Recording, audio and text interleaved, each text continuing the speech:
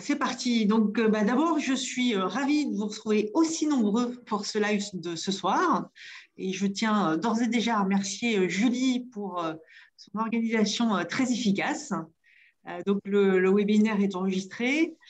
Donc, pour ceux qui ne me connaissent pas, eh bien, j'ai le plaisir d'animer depuis maintenant 2012 les masterclass de la reprise au sein du groupe Entreprendre. Et donc, ces sujets-là, bien sûr, me passionnent. Je dirige 2 sociétés de conseil en reprise cession d'entreprise. J'ai accompagné avec mes équipes plus de 500 projets de reprise et de cession de PME sur les 18 dernières années. Et si j'ai choisi ce thème très particulier pour notre live de ce soir, reprendre avec un fonds d'investissement, eh bien, il y a plusieurs raisons à cela. C'est que parmi les repreneurs que nous accompagnons, certains souhaitent reprendre une entreprise avec un fonds d'investissement et ont parfois du mal à convaincre un partenaire financier de les accompagner. On connaît bien les fonds et on sait que certains d'entre eux n'ont pas toujours une très forte appétence pour accompagner des repreneurs individuels. On va comprendre pourquoi ce soir. Et puis, à titre plus personnel, c'est un sujet qui me concerne de près, puisque j'ai soutenu il y a quelques mois de cela une thèse de doctorat qui étudie les relations entre les repreneurs et les fonds d'investissement. Donc, cette conférence va être animée par Damien Fulchiron, que je remercie, parce que je sais qu'il est très, très pris. Il avait encore un closing ce matin. Donc, merci Damien d'avoir pu dégager du temps pour animer ce live. Donc, Damien Fulchiron est directeur associé de Ciparex. Et Ciparex, c'est bien sûr un acteur de référence dans le domaine du capital investissement, qui est présent sur tous les métiers du capital investissement, capital risque, capital développement, capital transmission. C'est un acteur également très présent en région qui est présent au capital de plus de 300 entreprises. C'est un fonds indépendant qui a un ADN très particulier de grande proximité avec les dirigeants. Donc, Damien, je te passe la parole à toi. Et puis, bien sûr, donc, la réunion est enregistrée. Vous aurez le support. Et puis, on prévoit bien sûr une séance de questions-réponses à la fin de la présentation et vous pourrez poser vos questions à l'oral. Voilà. Damien, à toi de jouer. Merci Martine et bonjour à tous. Alors, l'exercice d'un webinaire sur reprendre une entreprise avec un fonds n'est pas quelque chose de facile, mais c'est par contre un sujet qui me passionne et qui me tient à cœur. C'est pour ça que j'ai accepté, à la demande de Martine, d'organiser et de réaliser cette présentation et ce webinaire. Pourquoi? Parce que même si bien évidemment je suis financier, je travaille dans un fonds d'investissement et depuis un certain temps, comme Martine l'a indiqué, plus de 20 ans, le fait générateur de la reprise d'une entreprise, ce qui m'intéresse, c'est qu'il émane d'une personne, d'un entrepreneur. Donc pendant ces 20 années, et encore j'espère pour de nombreuses années, j'en rencontre. Et mon propos, c'était de vous partager avec vous, avec un angle un peu différent, je pense, ni didactique, ni des expertises sectorielles, ni des expertises au sens évaluation, vous donner un angle d'entrée sur comment on reprend une entreprise avec un fonds, quelles sont finalement les spécificités d'être avec un fonds, alors qu'on peut très bien reprendre aussi une entreprise seule. C'est ce focus-là que je souhaitais vous partager avec vous. Je dis souvent un strabisme avec une forme de strabisme ou convergent ou divergent, parce que vous ne partagerez pas forcément tout ce que je pourrais vous dire. En tout cas, c'est des retours d'expérience et c'est le fruit de ma pratique au quotidien avec les plus et les moins. Et voilà, je serai aussi preneur de toutes vos questions et j'essaierai d'y répondre. Alors, cet angle de rentrée un peu différent sur la reprise d'une entreprise avec un fonds, j'ai choisi de vous le soumettre avec finalement les questions, alors que j'ai appelé métaphysique, c'est délibéré les choix du terme, sur les questions que le repreneur peut se poser. Alors, il y a bien évidemment les questions qu'il va se poser en tant que repreneur s'il était tout seul, mais finalement, il y a aussi un certain nombre de questions complémentaires qui pourraient venir sur le fait de reprendre une entreprise avec un fonds. parce que finalement, reprendre une entreprise, c'est souvent une aventure qui demande du temps et on le verra, et sur lequel il y a beaucoup de questions et qui peut amener des changements de posture de la part de la personne qui va conduire ce projet-là. Alors, j'ai recensé un certain nombre de questions. Il pourrait y en avoir beaucoup d'autres. Celle-ci me semble importante et en tout cas récurrente dans mes échanges, mes dialogues et dans la pratique au quotidien de mon job. La première, alors je vais les énumérer, mais après, par rapport au slide, hein, je ne vais pas reprendre les questions une à une, mais c'est important quand même de les typer et j'essaierai de vous apporter quelques réponses. En tout cas, pas toutes les réponses. Je n'ai pas cette prétention-là. Il faut rester très humble dans nos métiers et aussi dans un projet de reprise. La première des questions, alors qui peut paraître un peu bête, c'est reprendre une entreprise avec un fonds. Oui, mais laquelle? Est-ce que finalement, il y a une différence entre un projet de reprise que je ferai seul ou un projet de reprise où je viendrai impliquer un fonds? Alors, je pense qu'on peut répondre des deux façons, on le verra après tout à l'heure. La deuxième question, elle a un angle aussi assez personnel. C'est reprendre une entreprise avec un fonds, oui, mais comment gérer la solitude et le temps? Le facteur temps est quelque chose de très important, j'insiste là-dessus, on le reverra. Et le terme solitude peut vous paraître un peu bizarre, mais c'est vraiment aussi quelque chose que j'ai vécu au travers de mes échanges ou des dirigeants que j'ai pu accompagner dans la reprise d'entreprise et sur lequel je reviendrai.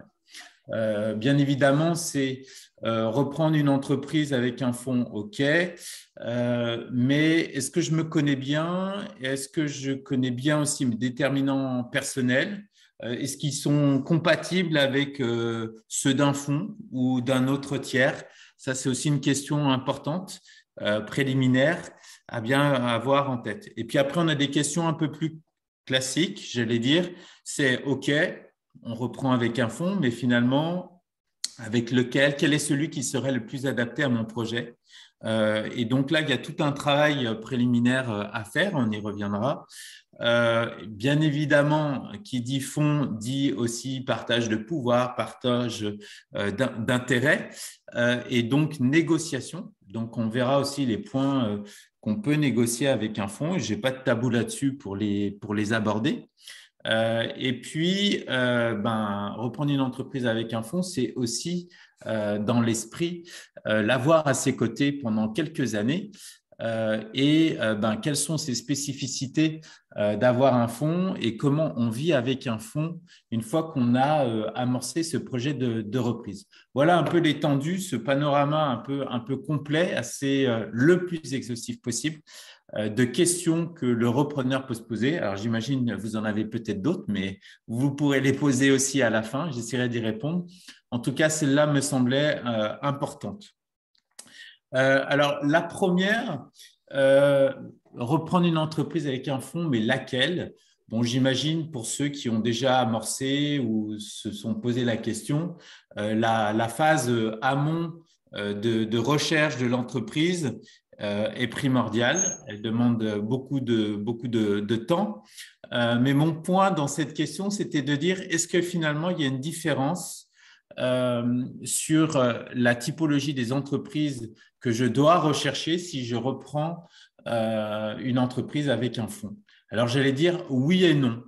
Il y a un certain nombre de caractéristiques. Alors là, je vais dire, j'ai fait la liste à la Prévert, qui n'existe d'ailleurs que dans les slides et qu'on ne retrouve jamais de façon exhaustive dans les sociétés qu'on peut voir ou que les repreneurs peuvent regarder. Bon, les trois grands domaines, c'est le management, le marché, les qualités intrinsèques de la cible.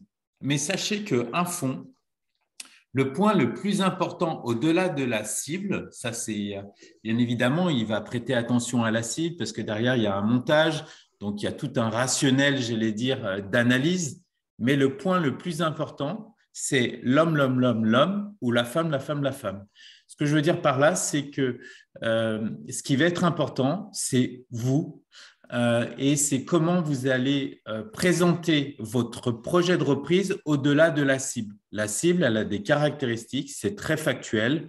Vous l'avez vu, hein, bon, bien évidemment, on vient rechercher toutes les qualités intrinsèques de la cible. Alors, ça peut être des résultats, ça peut être une activité qui est peu capitalistique. Bien évidemment, il y aura du potentiel de croissance et un potentiel de valorisation.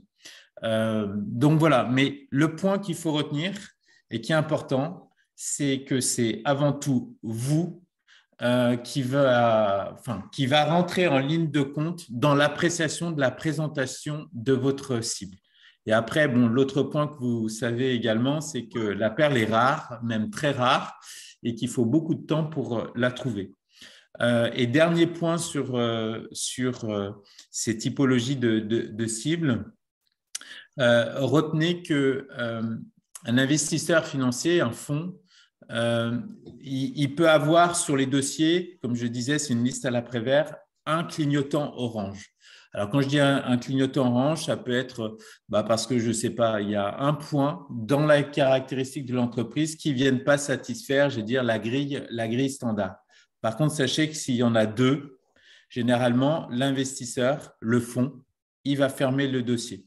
Il vous fera une réponse très polie, mais ça veut dire qu'il ne faut pas cumuler plus de, je vais dire, de deux aspérités sur un dossier, que ce soit au niveau de la complexité, que ce soit au niveau du profil financier, que ce soit au niveau, je ne sais pas, de la transaction, d'un environnement de conseil, etc. Donc, retenez ça, c'est extrêmement important.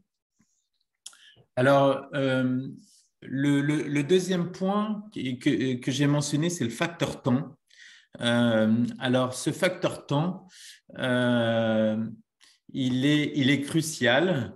Il est crucial parce que quand vous allez frapper à la porte d'un fonds, sachez que lui, il n'a pas le temps.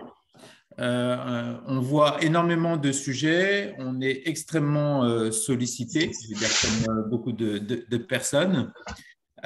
Mais ça veut dire quoi? Ça veut dire qu'il y a tout un travail préparatoire qui doit être fait par le repreneur avant d'aller solliciter un fonds. C'est-à-dire qu'il faut que votre projet ait atteint une certaine forme de maturité avant d'aller le voir. Alors, bien évidemment, on l'a dit, ça va être d'avoir identifié une cible, ça c'est une chose.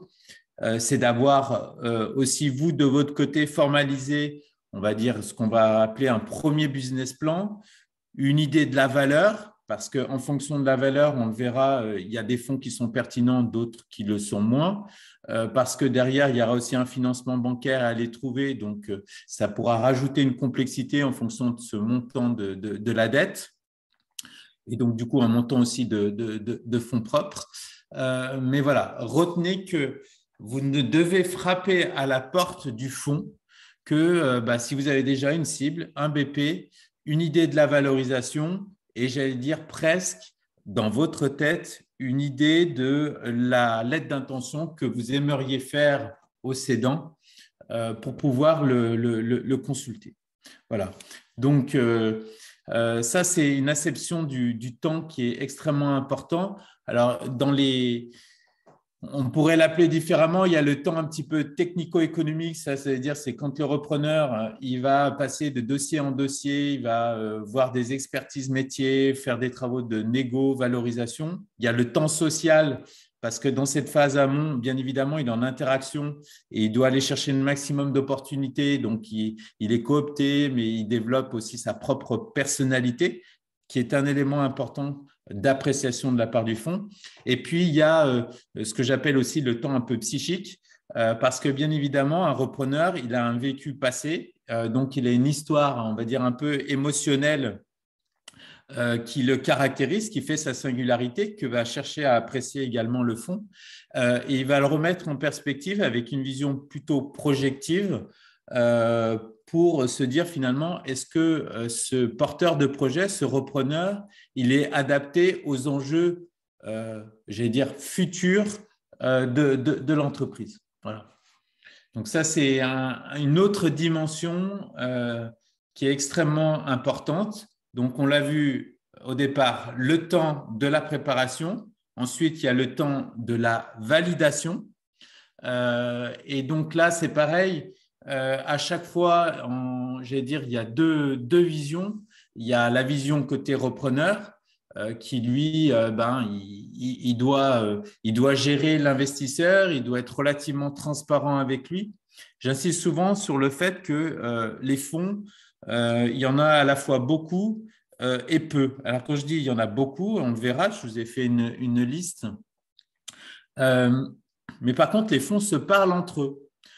Et c'est pour ça que j'ai parlé de maturité de projet. Parce qu'à partir du moment où il y a un fonds, vous allez solliciter un fonds et finalement trop en amont et que vous allez avoir une réponse négative, si vous sollicitez un autre fonds avec le même niveau de maturité, vous allez aussi avoir une réponse négative.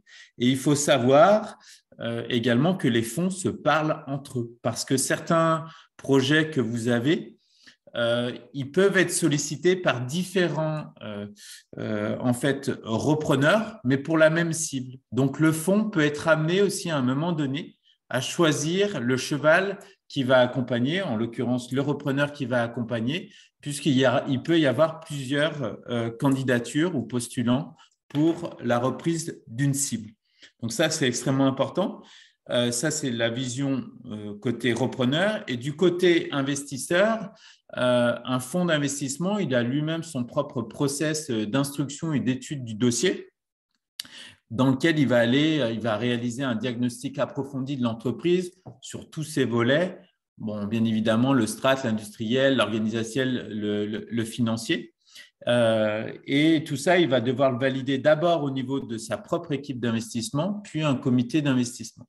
Et donc là, c'est pareil, il ne faut jamais sous-estimer le temps qui est nécessaire d'interaction, d'échange entre le repreneur et l'investisseur pour que ça puisse venir satisfaire l'ensemble des demandes de l'investisseur afin d'avoir une réponse définitive sur la sollicitation qui est faite par le repreneur.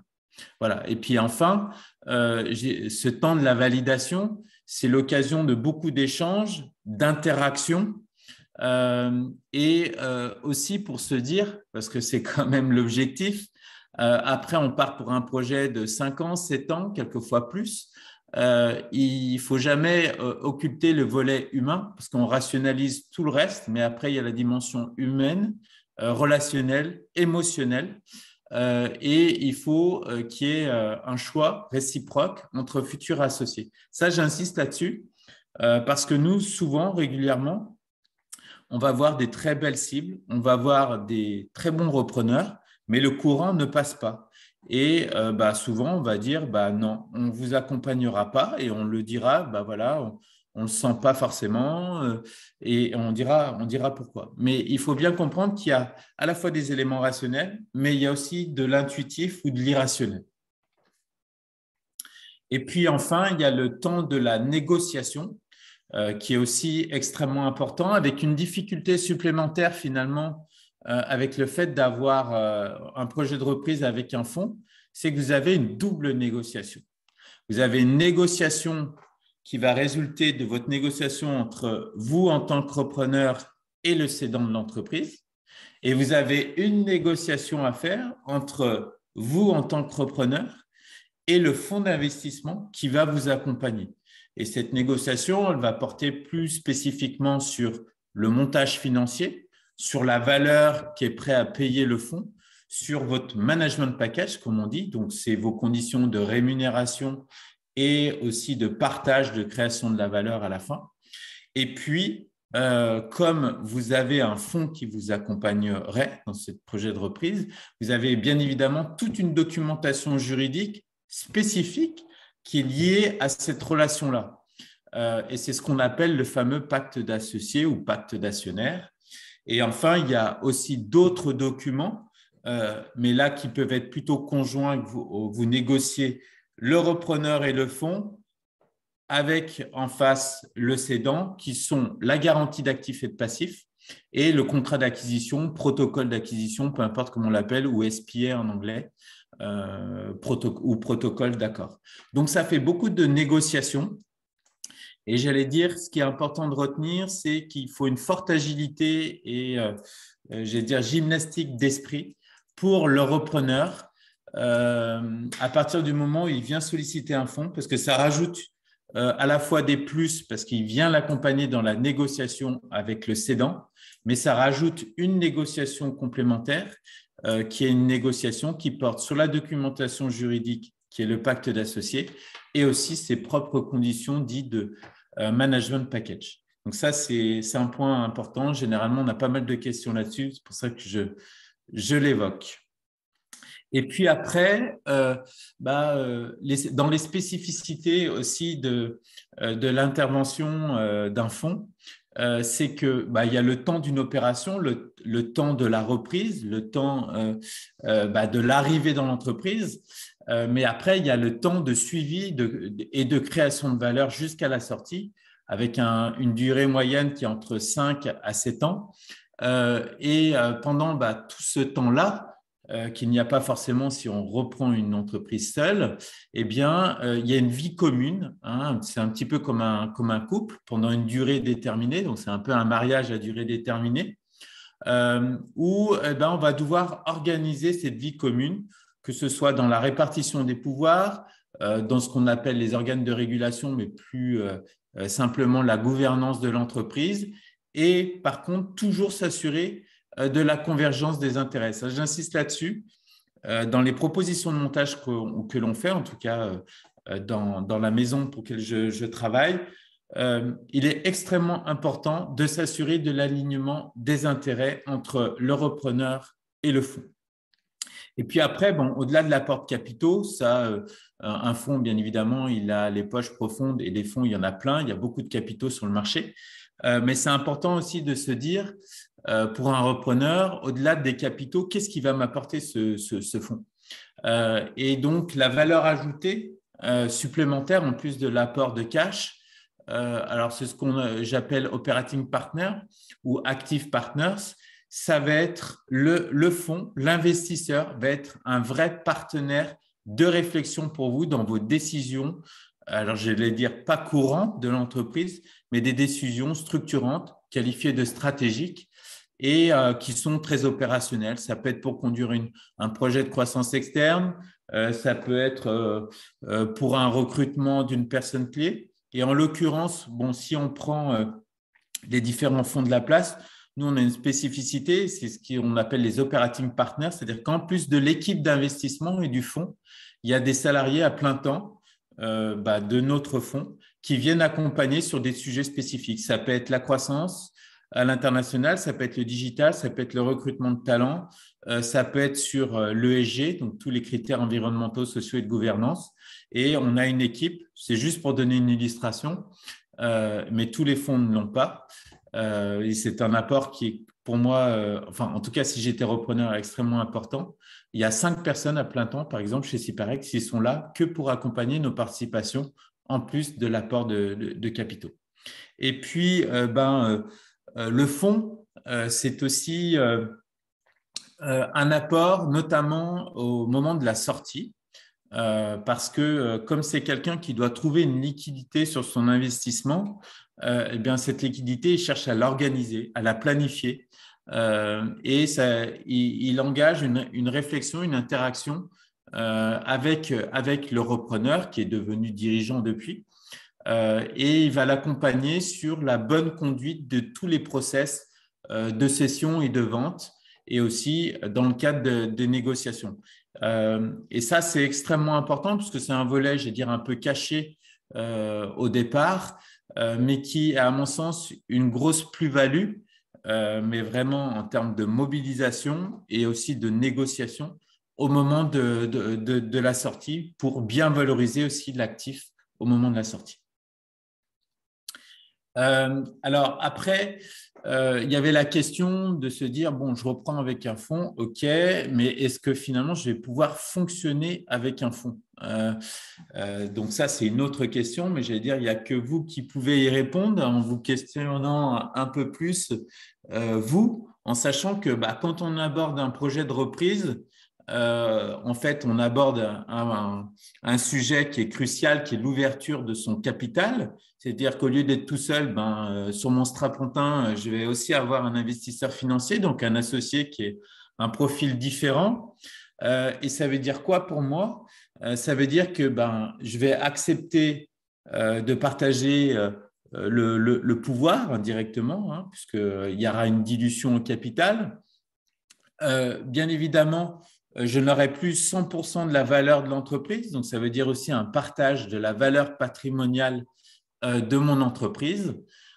Et donc, ce qui sera important pour le dirigeant, et ça dépend beaucoup en fonction des personnalités et des parcours et aussi des individualités, c'est de hiérarchiser ces points-là. Qu'est-ce qui est important pour moi? Est-ce que je me fiche totalement de la dilution, donc je veux une intervention du fonds Camp Capital? Est-ce qu'au contraire, moi, je veux être absolument majoritaire dans ma société, parce que c'est un peu une représentation symbolique, mais en tout cas, ça peut être quelque chose qui parle très, très fortement aux dirigeants. Et puis après, chercher à optimiser. Alors, dans une certaine limite, puisqu'on ne peut jamais tout optimiser, hein. Je le dis souvent, une reprise, c'est un peu comme en matière de fiscalité. On peut optimiser la fiscalité comme on le fait à titre personnel, mais si on ne fait que, en termes du pilotage, uniquement le biais fiscal, on fait des erreurs. Là, c'est pareil. À un moment donné, si vous voulez trop optimiser, vous allez avoir des portes qui se ferment et vous risquez à un moment donné de mettre fin aux discussions avec les fonds. Donc, c'est aussi une question d'équilibre. Je parlais tout à l'heure d'alignement d'intérêts, mais il faut conserver un bon équilibre entre les parties. Et puis, tout ça, vous le faites au travers de votre interprétation et appréciation d'une transaction, donc sur le diagnostic, sur la projection des performances, sur finalement le choix du financier qui vous ressemblerait le plus, parce que vous allez en rencontrer beaucoup et on verra après finalement les différents profils et comment vous pouvez vous créer une grille de lecture.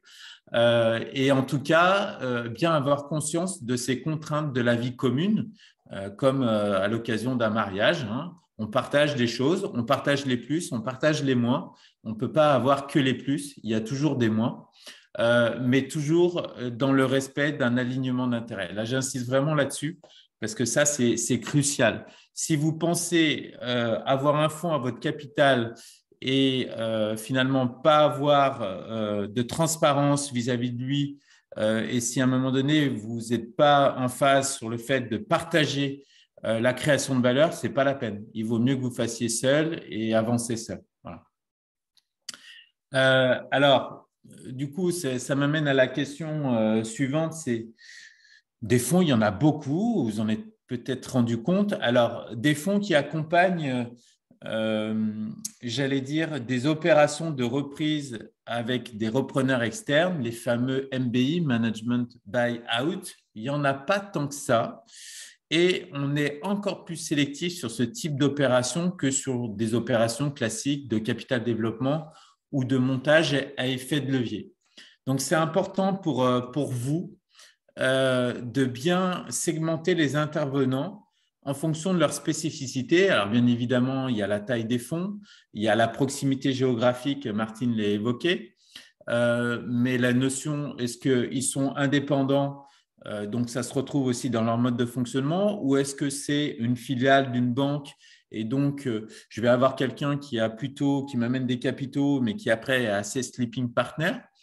Est-ce que je veux un généraliste ou est-ce que je veux quelqu'un qui comprenne vraiment mon métier? Alors, ce n'est pas toujours possible hein, sur des tailles de PME, parce qu'il n'y a pas autant de fonds sectoriels que de PME ou de modèles économiques. Et puis après, oui, cette dimension territoriale, est-ce que je veux quelqu'un qui a un fonds parisien ou est-ce que je veux un fonds régional qui peut-être sera mieux m'accompagner dans une première phase de croissance? Et puis après, est-ce que je veux quelqu'un qui est très hands-on, comme on dit, enfin qui vraiment est un partenaire de réflexion et dans la décision ou pas, ou je veux quelqu'un qui m'apporte surtout des capitaux et puis après, on se voit une fois par an. Alors, sachez aussi qu'il y a des fonds qui interviennent comme ça et qui le font très bien. Mais c'est à vous de l'apprécier. Et puis après, il y a un autre point qui est extrêmement important si vous êtes porteur d'un projet de reprise, c'est vous êtes minoritaire, vous l'êtes minoritaire, enfin l'investisseur financier sera minoritaire ou majoritaire au capital. Donc vous serez minoritaire ou majoritaire. Et ça change beaucoup la donne et aussi le profil de fonds parce que tous les fonds ne font pas des opérations où ils peuvent être majoritaires au capital et notamment des PME. Alors après, je vous ai mis c'est la matrice. C'est une matrice, vous pouvez en faire plein d'autres. Moi, j'ai esquissé celle-là qui finalement, sur la base de 4 critères, je pense, peuvent vous permettre, vous, dans une appréciation au-delà de la valeur de l'entreprise qui est proposée, du ticket d'investissement, de vous dire qu'est-ce qui est important et comment je place à un moment donné aussi tel fonds par rapport à tel autre. Alors, sur les 4 critères, il y en a un, c'est alors que j'ai appelé le formalisme. Alors, derrière ce terme formalisme, c'est plutôt, j'allais dire, l'implication qu'il va avoir, le souci de la rigueur, est-ce qu'il va être très présent, pas trop présent ou pas. Ensuite, il y a l'affectivité, ça c'est important aussi, hein, le capital affectif, même si on reste dans une opération financière, que personne n'est philanthrope. Mais enfin, vous partez quand même pour une aventure de 5-7 ans. Donc, il faut que vous soyez à l'aise avec l'interlocuteur ou les interlocuteurs qui vont être à vos côtés. Il y a la partie montage, attractivité du montage. Bon, il y a la valeur, le management package et ou tout autre mécanisme. Donc ça, c'est des choses aussi qui sont importantes. Maintenant, je le dis souvent, quand une affaire se porte bien, généralement, à la sortie, ça se passe toujours bien aussi. Donc, le montage, il faut aussi l'apprécier à l'aune d'une vision à la sortie et d'un projet qui se déroule bien pendant les 5-7 ans. Et puis ensuite, il y a un autre critère, suivi reporting. C'est quelles sont les exigences ou les demandes que vous formulent les investisseurs demain en termes de suivi de reporting. Donc, qui vont présupposer soit des recrutements parce qu'il va falloir renforcer la fonction financière, parce qu'il va falloir avoir des outils de pilotage que vous n'avez pas forcément dans la PME. Donc, voilà. Donc, ça, c'est une matrice. Elle vaut ce qu'elle vaut. C'est à vous de vous construire celle qui vous va bien à partir des critères qui sont vos facteurs déterminants dans le choix de votre investisseur. Mais c'est important d'avoir cette phase amont parce que après, comme vous le voyez, là, je vous ai mis un mapping de tous les acteurs donc en small cap. Et donc, a priori, vous êtes, sauf cas très particulier, mais plutôt reprendre des PME ou des grosses PME plus que des ETI, à moins que vous soyez très riche et que vous ayez des très gros tickets d'investissement, ce qui peut être le cas. Mais auquel cas, ça ne sera pas forcément les mêmes typologies de fonds. Et puis, donc, dans ce mapping, finalement, alors c'est pareil, c'est une classification qui reste forcément biaisée puisque c'est celle que j'ai positionnée dans mon approche à moi, dans mon mapping concurrentiel, c'est-à-dire que tous ceux qui sont mentionnés ici, ce sont à la fois potentiellement des co-investisseurs ou des compétiteurs et chacun vient développer j'allais dire, ses spécificités. Alors, moi, j'ai distingué ce qu'on appelle le profil institutionnel, profil entrepreneurial. Qu'est-ce que ça veut dire, profil entrepreneurial ou les fonds entrepreneurs? C'est que les capitaux qui gèrent et qui sont investis dans les entreprises proviennent principalement d'anciens dirigeants ou d'entrepreneurs. Même si cette distinction aujourd'hui commence à s'effacer progressivement, puisque même les fonds institutionnels dont nous, on fait partie, ont aujourd'hui un montant significatif des capitaux que nous gérons, qui sont apportés par des chefs d'entreprise ou des entrepreneurs. Mais en tout cas, vous avez un positionnement assez large parce que de la même manière, quand on dit profil entrepreneurial, c'est aussi un profil entrepreneurial de l'équipe de gestion, l'équipe d'investissement qui va vous accompagner. Et quand on dit entrepreneurial, c'est parce que si on prend l'exemple, alors je vous parle du mien parce que c'est celui que je connais, mais si par ex-entrepreneur, c'est parce que les équipes d'investissement ont également investi dans les fonds qui seront demain à vos côtés.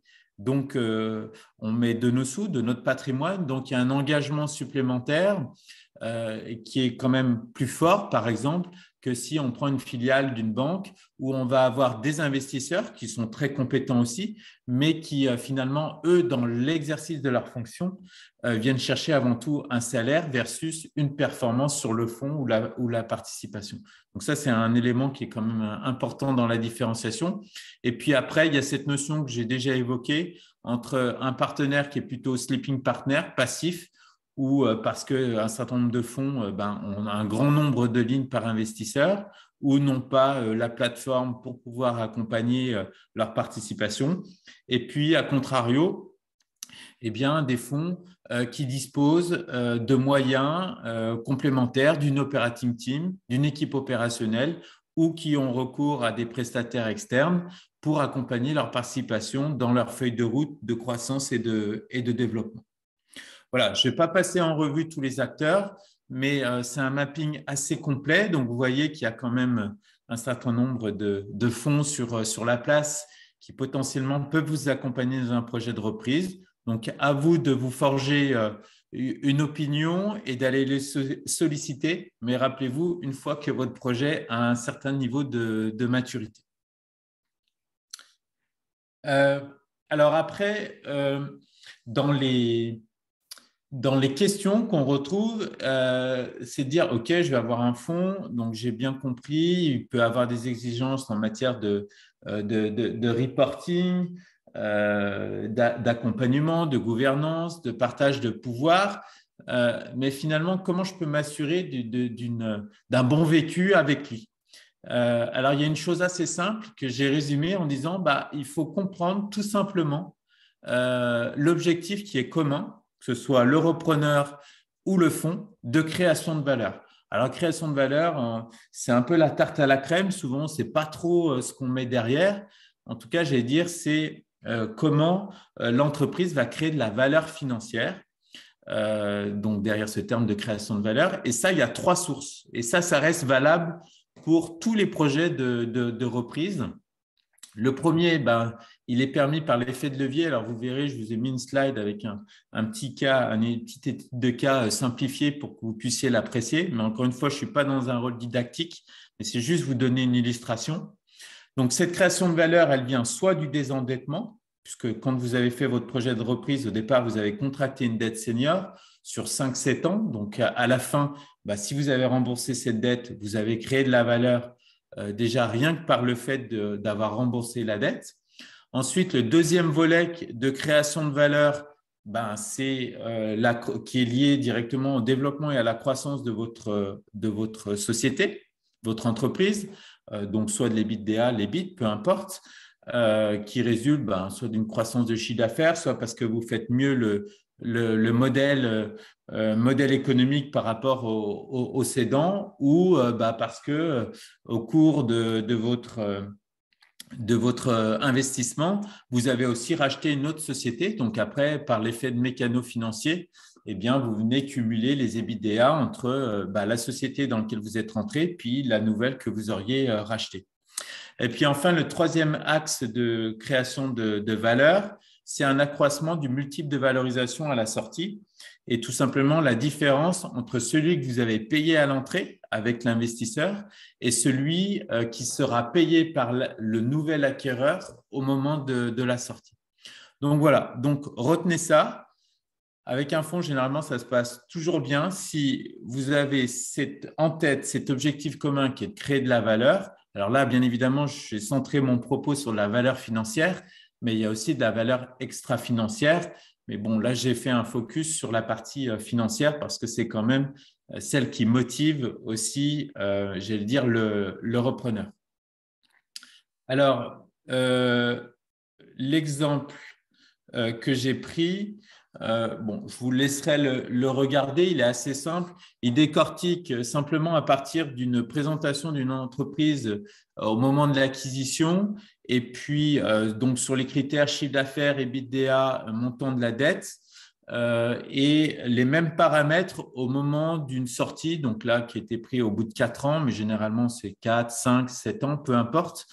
Et finalement, comment s'est créée cette valeur sur les 3 axes que j'ai évoqués, du fait de l'accroissement de l'EBIT, ou là en l'occurrence c'était l'EBIT, donc entre une situation initiale et une situation finale, le différentiel de multiples, et puis le remboursement de la dette bancaire. Bon, si vous prenez cet exemple qui est un peu schématique et qui est discutable en soi, mais je pense que sur 60 millions d'euros, vous voyez, de création de valeur financière, vous voyez quand même qu'il y a 2 gros compartiments qui viennent concentrer plus de 2/3, on va dire même 3/4 de la valeur, qui sont d'une part l'effet de levier avec le remboursement de la dette et d'autre part la croissance. Donc, c'est ça qu'il faut retenir, c'est que demain, vous allez trouver une valeur supplémentaire de l'entreprise. Et là, je ne vous aurais pas appris grand-chose si l'entreprise, demain, continue à se développer, à être en croissance, au-delà de rembourser sa propre dette qu'elle a contractée dans le cadre de l'opération financière. Donc là, je vous ai résumé finalement en analyse un peu critique les apports du fonds. Alors, il pourrait y en avoir d'autres, hein. J'ai mis cela, mais après, on peut en discuter aussi. Moi, personnellement, vous allez me dire, je ne suis pas objectif, ce qui est vrai. Mais demain, si j'étais repreneur, je peux vous garantir que je reprendrai une entreprise avec un fonds, alors dans certaines conditions, mais je ne reprendrai pas seul pour tout un tas de bonnes raisons, certaines qui sont mentionnées ici, comme notamment ça permet de rompre la solitude du dirigeant. Ça, alors ça peut vous paraître bizarre, mais quand vous êtes à la tête d'une PME, il y a souvent peu de middle management. Puis le matin, quand vous vous levez et que vous vous baladez dans l'entreprise, vous ne pouvez pas, confier vos états d'âme. Il faut toujours que ça aille bien, que vous devez donner une vision, vous devez toujours avoir le sourire. Et finalement, du coup, vous êtes un peu seul pour partager soit vos états d'âme, soit les vraies décisions et avoir un partenaire de réflexion. Donc ça, je pense, c'est vraiment un des points extrêmement importants. Alors, je le mentionne parce que ça avait fait aussi l'objet de ma thèse donc en coaching à HEC. Je l'avais fait sur ce sujet-là et tous les témoignages des dirigeants que j'avais accompagnés dans le cadre de ma vie professionnelle mentionnaient en premier point le fait que le fonds leur avait permis d'avoir un partenaire de réflexion, mais au-delà du partenaire de réflexion et de parler, c'était de pouvoir se sentir moins seul. Et puis après, j'en ai listé plein d'autres, je vous les laisserai lire. Dans les autres points qui me semblent importants, c'est le premier, permet de raisonner autrement. Sur la culture du cash, la culture du cash flow. Parce que souvent, les dirigeants d'entreprise, soit ils sont très focalisés sur le chiffre d'affaires, sur le développement, sur le recrutement, mais souvent, ils ne se posent pas toujours la question de la retranscription de leur business model en modèle de génération de cash. Et ça, c'est une culture, c'est certainement un programme qu'a l'investisseur financier qui vous accompagne ou le fonds, et qui est extrêmement important. Et quand vous faites le lien entre votre business model et votre modèle de cash flow, c'est là que vous commencez vraiment à, bien connaître votre entreprise et la piloter pleinement. Et puis après, dans les autres points qu'il ne faut pas occulter, il y a toujours, pour que ça se passe bien, vous allez contracter une dette. Donc, quand on contracte une dette, son premier devoir, c'est de la rembourser. Donc, il y a quand même un risque financier qui est important. Et puis après, il ne faut jamais occulter que si vous avez un fonds, ce fonds, il doit sortir à un moment donné, il doit trouver une liquidité. Donc, il n'est pas là pour l'éternité. Et donc, il faut bien l'intégrer aussi dans vos propres raisonnements, dans votre propre pilotage d'entreprise. C'est qu'à 5 ans, 7 ans, il faut pouvoir lui trouver une liquidité. Ça, c'est extrêmement important. Alors, là, c'est sur les points présentation générale du LBO. Je ne vais pas m'étendre là-dessus. Simplement, c'était c'était pour ceux qui ne le connaissent pas, c'est quand même revenir sur le principe de base et qui qualifie d'une certaine manière la qualité de l'actif ou de la cible que vous visez. C'est que si vous avez une société qui ne dégage pas de rentabilité, ça va être compliqué de la reprendre, en tout cas en allant solliciter un fonds et des banques.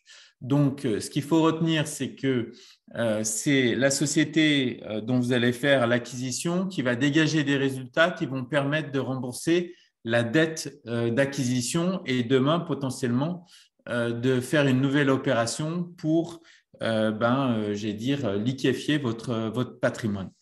Voilà. Alors, je vous ai mis après, peut-être plus intéressant pour ceux qui sont déjà un peu plus au fait de la conduite d'une opération avec un fonds et donc d'une opération à effet de levier ou dit leverage buyout ou LBO, peu importe.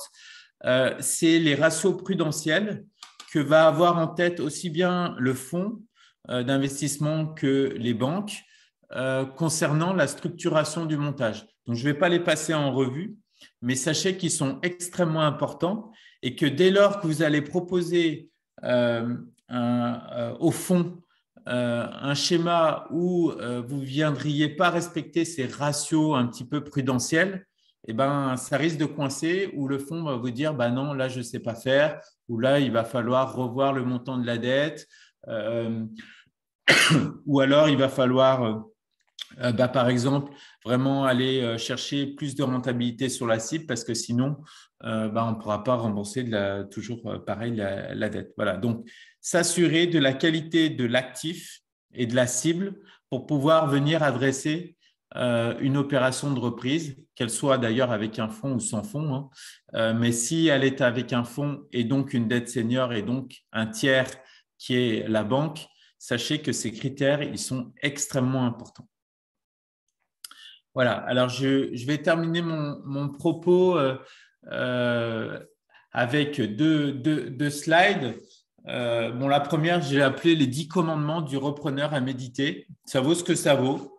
Alors, je les ai un peu rédigés, mais il me semble extrêmement important de les avoir à l'esprit si demain vous allez frapper à la porte du fonds. Le premier, alors je l'ai appelé la philosophie de l'investissement. Rappelez-vous, un fonds, il a un objectif de performance, vous aussi, et il a un horizon de liquidité. Donc ça, il faut que le pacte entre vous sur cette durée d'accompagnement et sur l'espérance de rendement qu'il souhaite faire avec vous sur votre opération de reprise, il faut que ce soit partagé et il ne faut pas que ce soit occulté. Donc, il faut discuter de manière très ouverte là-dessus. Ensuite, le business plan, vous allez être fortement challengé sur votre business plan. Donc, c'est important qu'il soit décortiqué, que vous puissiez échanger sur vos hypothèses, qu'il soit réaliste parce qu'on voit sincèrement souvent des projets qui ne sont pas crédibles et donc du coup, les dossiers, on les ferme assez vite. Et surtout, comme je l'ai indiqué, au-delà du BP, donc du business model, une retranscription après en langage un peu plus financier compte tenu qu'on a un montage à effet de levier qui va porter sur une dynamique des flux au sens trésorerie. Donc ça, c'est extrêmement important parce qu'il y a un montage à effet de levier et que c'est un petit peu le maître mot du montage. Ensuite, de jamais oublier pour le dirigeant qu'il va avoir la complexité de mener de front en fait 2 projets. Le premier, c'est le pilotage du LBO, c'est-à-dire gérer sa relation avec ses investisseurs. Ça, ce n'est pas très compliqué, mais surtout son premier devoir, on l'a dit, ça va être de rembourser une dette. Donc ça, c'est une chose. Et de l'autre, la gestion de l'entreprise, son développement, le recrutement des personnes clés, les décisions stratégiques. Et donc, c'est 2 choses à gérer en parallèle, l'une un peu plus financière et bancaire et l'autre un peu plus opérationnelle et orientée entreprise. Ensuite, alors vous allez dire, on est dans des acceptions un petit peu, pas philosophiques, mais reprendre une entreprise avec un fonds, il y a une cohabitation. Alors souvent, on utilise ce terme pour la politique, mais je pense que c'est assez vrai pour une opération de reprise avec un fonds où on va avoir 2 mondes qui vont devoir s'entendre, communiquer, parler.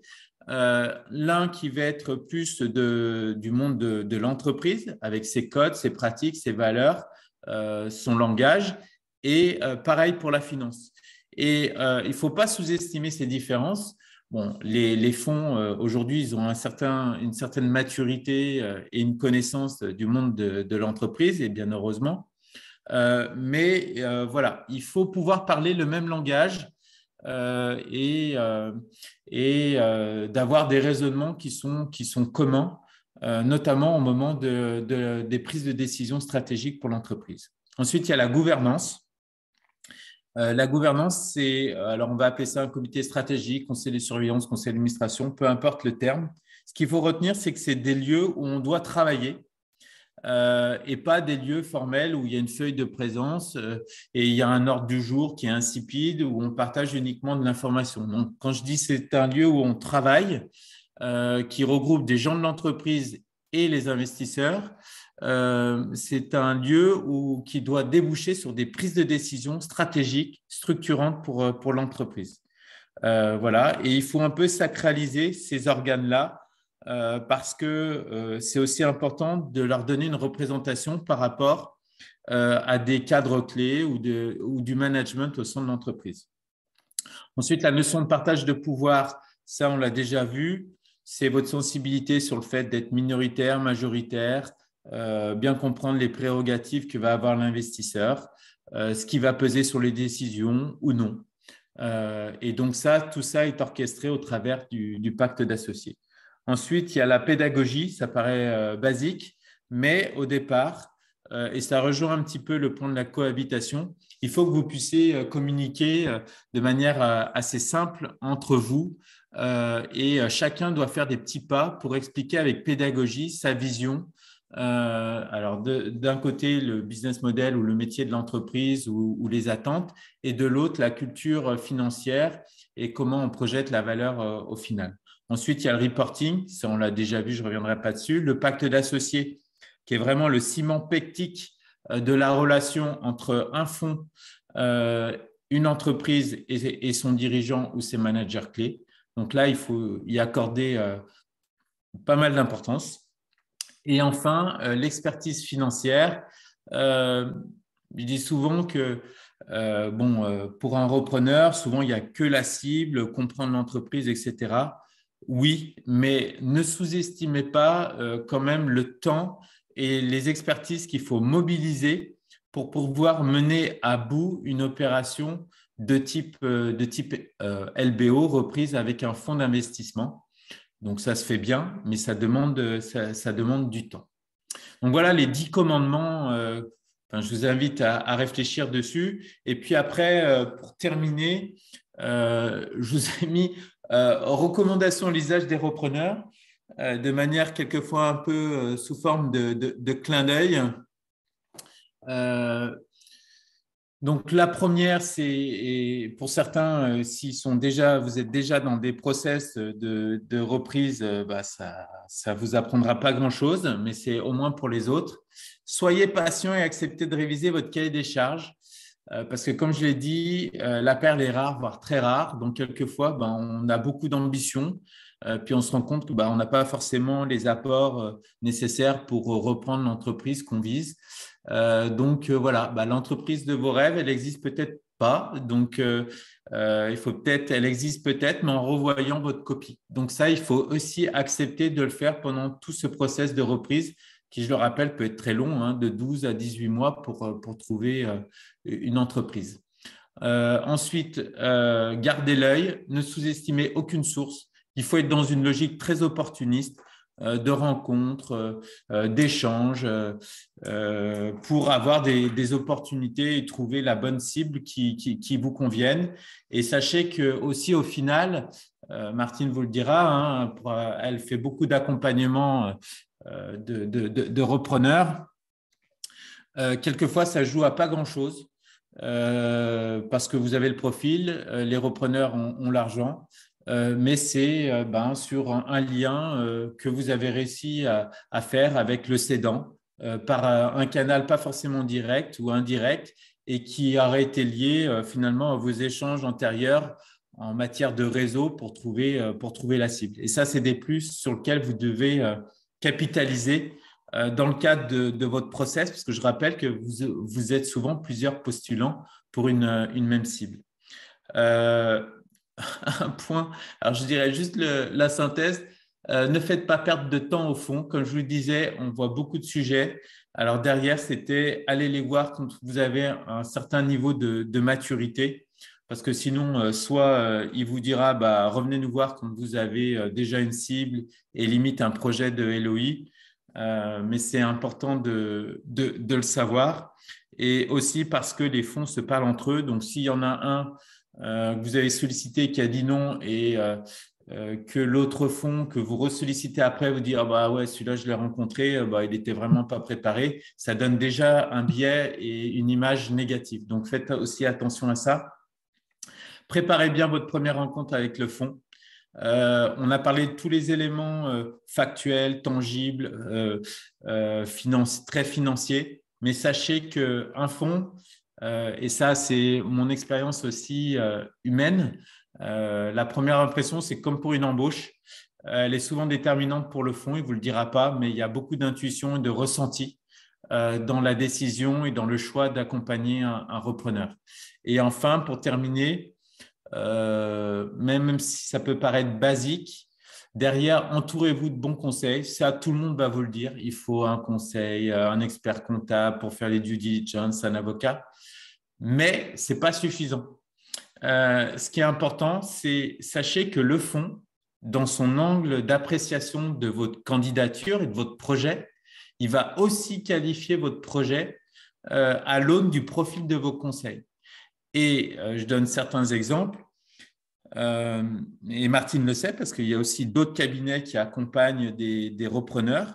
Nous, il y a certains cabinets qui vont être blacklistés au niveau des fonds. Donc, vous ne le saurez jamais. On vous dira non, non pas parce que finalement, vous pouvez avoir un bon profil, une belle cible, mais parce que vous allez être accompagné par certaines personnes qui, on le sait, à un moment du process ou d'un autre ou de la négociation, ne vont pas être dans la logique que je disais d'alignement d'intérêts, où il va y avoir un biais, où il va y avoir un conflit d'intérêts. Donc c'était un peu plus long que ce que je pensais, une petite heure. Beaucoup de sujets à aborder, mais en tout cas, je voulais vous donner un angle d'entrée un peu différent avec ces questions métaphysiques. Et après, en conclusion finale très personnelle, en fait, j'aurais deux conseils à vous donner. C'est vous allez envisager une première opération de reprise avec un fonds, peut-être, mais ayez une vision encore plus projective en vous disant, quand je vais, que ce soit pour trouver la cible, pour négocier ou pour discuter avec le fonds, c'est dans les 5 ans, 7 ans après avoir repris cette entreprise, qu'est-ce que je vais raconter sur cette entreprise pour vendre au prochain fonds. Et ça, c'est un exercice qui est assez intéressant à faire. C'est un petit peu comme un CV projectif, mais appliqué sur le CV d'un repreneur. Et après, dans une logique un peu de serial entrepreneur ou repreneur. Et je trouve que c'est un très bon exercice. Et vous verrez que dans vos échanges avec les fonds, même s'ils ne sont pas encore rentrés au capital, ils vont dire « Et comment vous pensez sortir au bout des 5 ans, 7 ans? Comment vous voyez les choses ?» Donc, ayez cet exercice en tête parce que d'avoir cette idée du storytelling à l'issue des 5 ans, 7 ans de votre propre société que vous voulez reprendre, c'est aussi un très bon exercice. J'arrête là parce que j'aurais pu encore continuer, mais on va prendre toutes les questions maintenant. Ok, d'abord un grand merci Damien parce que en 1 heure tu as su rendre simple un sujet hyper complexe avec des supports qui sont extrêmement clairs, donc merci beaucoup. Ce que je vous propose effectivement, on va couper l'enregistrement et puis on va passer à une séance une session de questions-réponses micro ouvert. Et juste avant, je voudrais vous passer un message. S'il y a des sujets que vous souhaitez voir traités pour de prochains masterclass de la reprise d'entreprise, voilà, n'hésitez pas à me le faire savoir. Donc, je coupe l'enregistrement et puis on passe aux questions-réponses.